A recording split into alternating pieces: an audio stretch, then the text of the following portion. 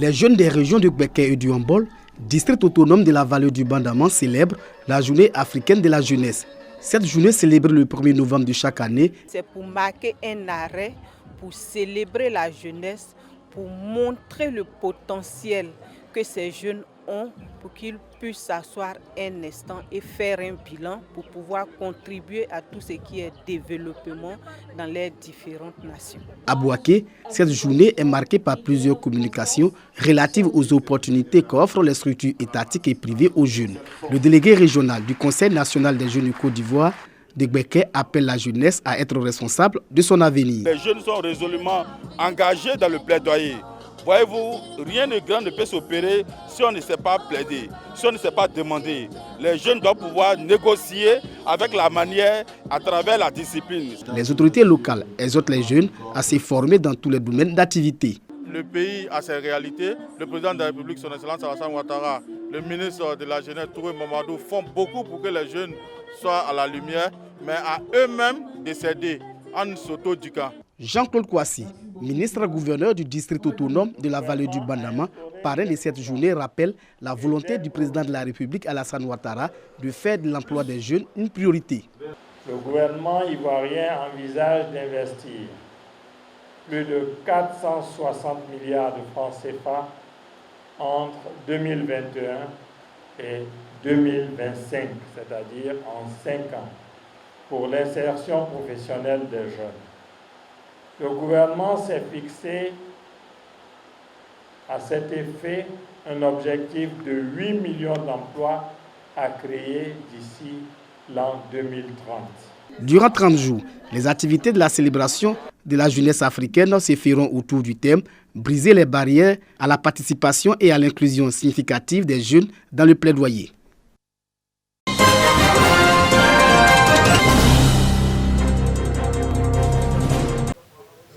Insalubrité, manque d'hygiène, risque de maladie. Le rapport des services vétérinaires sur l'abattoir de Kouto n'a pas été tendre. Nyamou Angouran, représentant du chef de l'État dans le département, a dû prendre un arrêté préfectoral pour fermer l'abattoir le 18 août 2022. La vente de viande, une denrée très importante. Et quand les conditions de vente ne sont pas réunies, les conditions d'hygiène surtout, il va de soi que les populations peuvent être contaminées. En ma qualité de premier responsable du département, je me devais de prendre le devant pour que les choses changent. Le préfet va par la suite inviter les cadres à participer à la réhabilitation de cet espace vital pour Kouto. Le message a été bien perçu par un fils du terroir qui a décidé de financer les travaux. Nous sommes engagés à accompagner l'État dans sa politique de développement. Ce n'est pas seulement à Kouto. L'État fait beaucoup, mais l'État ne peut pas tout faire. Il faut, en tant qu'entreprise, en tant qu'entrepreneur, d'accompagner l'État dans sa politique de développement. Et surtout, accompagner le président de la République, Alassane Ouattara, dans sa vision d'une Côte d'Ivoire nouvelle. Un geste salué à sa juste valeur. Ce que le PDG de Chimater a fait ici, ça va droit à tout le monde. C'est pour les populations. Vous invite tous les cadres à aider la population. Quand on aide la population, on aide l'État de Côte d'Ivoire. Les travaux ont été lancés et tout semble indiquer que l'abattoir de Kouto pourrait être disponible avant la fin de l'année 2022.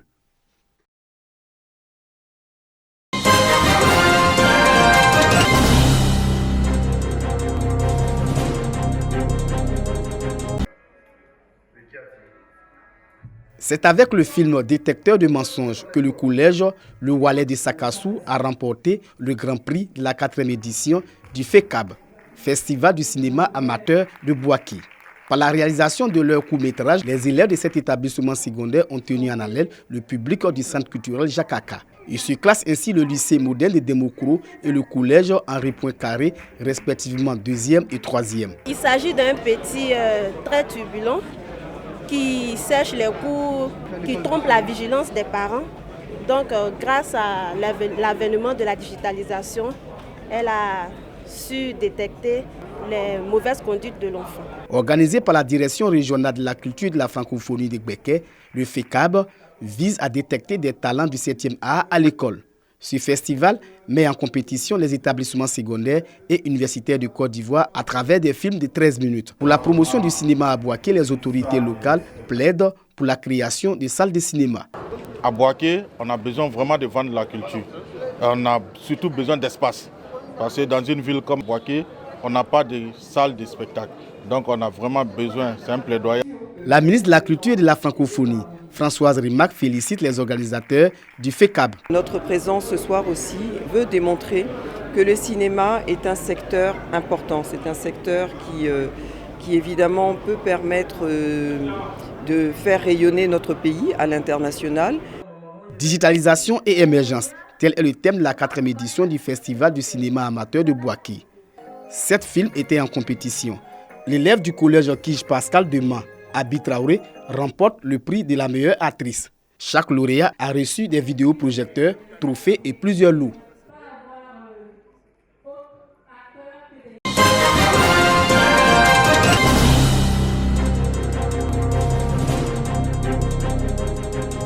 Jour spécial à Awitiessou, un village de la sous-préfecture de Transua qui appartient à la province Aïnifié dans le royaume Bron.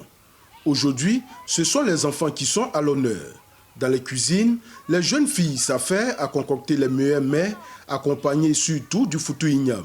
Ce jour, c'est la célébration du Fogyo, la fête de l'ignam des enfants chez les Brons. Aujourd'hui, c'est la fête du ignam. Tous nos amis sont en train de faire la même chose. C'est un jeu pour tout le monde, quoi. Donc, chez nous, c'est une nouvelle année qui est venue. Le Fogyo, dès que les enfants se lèvent le matin à 6 h, ils sont dans la joie. Et chaque enfant, avant le jour, demande à ses parents de lui trouver du l'ignam et de quoi à préparer. Et après avoir fini de manger, il y a une danse, il y a des jeux des enfants. Cette fête, selon le podcast du chef d'Awitiessou, trouve son essence dans le récit de la découverte de l'ignam par le peuple Bron. À l'en croire, quand les Brons ont découvert ce tubercule, c'est le fils du chef qui l'a consommé en premier, avant que plusieurs semaines après, le chef et les autres membres de la communauté en mangent. C'est en raison de ces faits historiques que la fête du Fogyo a été décrétée et célébrée un lundi 12 jours avant la célébration officielle de la fête de l'ignam. Après la fête du Fogyo, un lundi, 2 semaines. Et la fête des ignames des adultes a été toujours un vendredi, le Mourfier. Le Fogyo, ou plus précisément la fête de l'ignam des enfants, est une occasion de retrouvailles, de règlement des conflits familiaux, de recueillements et de réjouissances avec les amis et invités. L'édition 2022 du Fogyo à Awitiessou s'est déroulée sous le parrainage du maire de Transua, Tano Kwabena Isaac. Il faut fondamentalement travailler sur sa culture.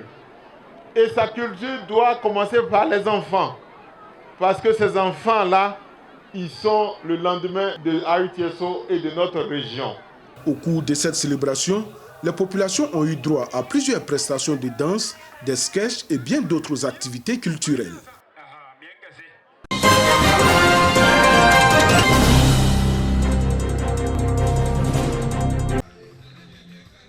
L'ONG Ivoiro-Suisse offre une ferme avicole renfermant 1000 poussins plus un tricycle pour l'écoulement de la volaille pour la commercialisation à l'association des femmes de Tadosakasso, commune de Bouaké.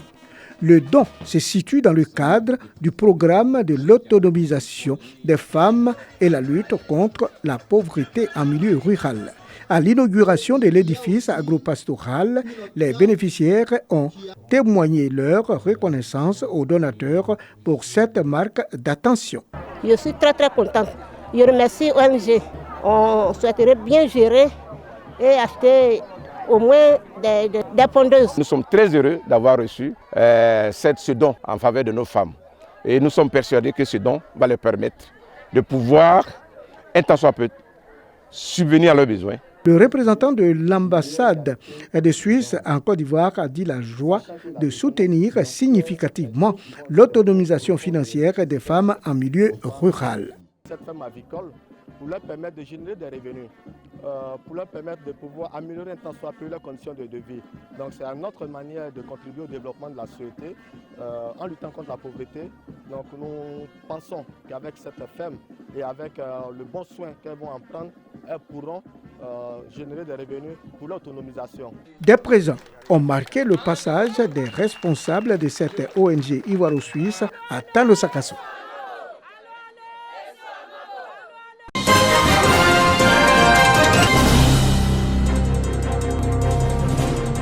Bienvenue dans cette édition. Merci de votre fidélité à la chaîne de la Nouvelle Vision.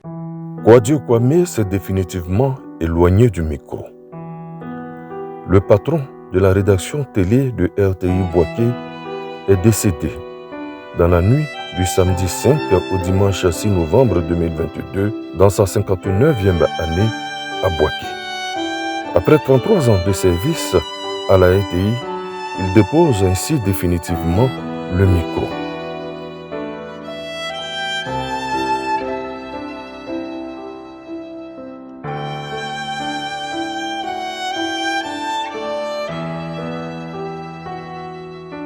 Kwadwo Kwame était marié et père de 6 enfants. Il faisait partie des agents de la RTI qui ont accepté, courant 2012, de revenir à Bouaké et de contribuer de manière efficace à la réunification du pays à travers de nombreux reportages dans les zones ex-CNO.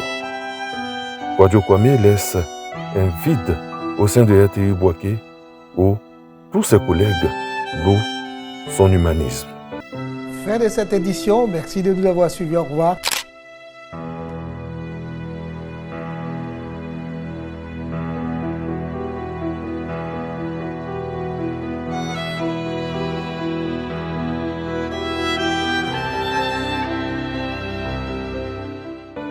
Adieu, Kwadwo Kwame, adieu, chef.